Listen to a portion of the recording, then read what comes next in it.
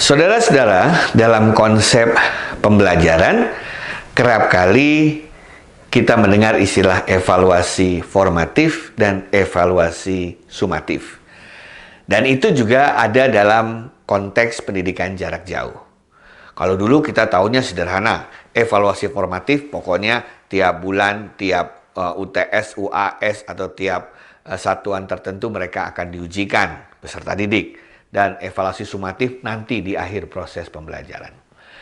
Yang penting dalam model pembelajaran jarak jauh sebenarnya adalah yang namanya evaluasi formatif. Evaluasi formatif yang sebenarnya dalam konteks pengembangan bahan pembelajaran atau strategi pembelajaran bukan hanya ditujukan bagi peserta didik, ya, di mana dari situ pendidik bisa tahu apakah mereka sudah menguasai konteks pembelajaran atau ilmu atau konten yang diberikan. Tetapi dalam konteks pendidikan jarak jauh, hasil evaluasi formatif bisa membantu kita untuk apa? Untuk mengetahui apakah strategi pembelajaran yang kita buat efektif apa tidak. Kita bisa mengetahui apakah bahan pembelajaran yang telah kita pilih dan kita susun benar-benar bermanfaat bagi peserta didik atau tidak. Kita juga bisa mengetahui apakah model interaksi yang kita lakukan selama ini melalui model jarak jauh itu sesuai dengan harapan atau tidak.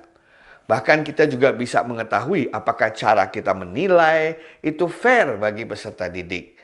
Cara kita melakukan proses pembelajaran benar-benar memotivasi peserta didik untuk belajar. Nah, itu semua adalah umpan balik bagi kita selaku perancang proses pembelajaran jarak jauh. Oleh karena itu, dalam melakukan evaluasi formatif, kita harus memiliki pemikiran yang terbuka. Mengapa demikian? Karena dalam evaluasi formatif, kita juga dievaluasi. Kita dievaluasi mengenai cara kita mengajar, mengenai pilihan-pilihan bahan pembelajaran, mengenai metode pembelajaran dipergunakan, mengenai cara menilai, mengenai cara kita berinteraksi, mengenai bagaimana kita mencoba membangun engagement dengan peserta didik. Semuanya kita bisa menilai itu efektif atau tidak.